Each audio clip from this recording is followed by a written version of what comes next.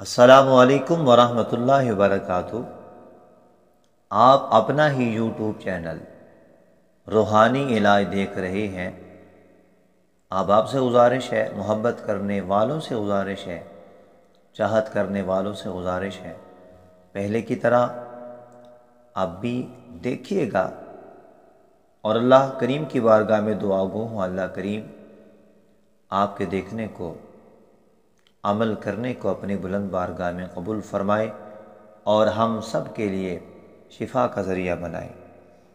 آئیے پہلے کی طرح آج بھی خوبصورت نایاب وظیفہ لے کر حاضر ہوں۔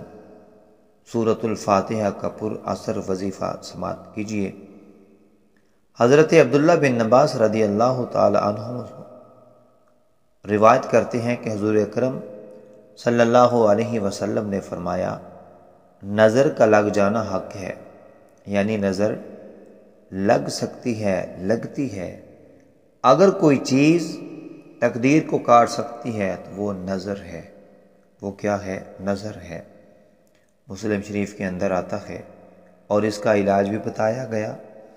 آئیے آج کے وظیفے کی طرف جاتے ہیں۔ اگر کسی انسان کو نظر بد لگ جائے تو سورۃ الفاتحہ کی خوبصورت عمل سے اس کا علاج کیجیے۔ جس بچے کو بہت جلد نظر بد لگ جاتی ہو، ہر روز کسی نہ کسی کی نظر کا یعنی نظر بد کا شکار ہو جاتا ہو، تو چاہیے کہ باوضو حالت میں سورۃ الفاتحہ کو لکھ کر تعویذ میں محفوظ کر کے بچے کے گلے میں ڈال دے۔ انشاءاللہ تعالی نظر بد سے محفوظ رہے گا۔ اگر ایسا کرنا ممکن نہ ہو تو اس کا دوسرا حل بھی ہے۔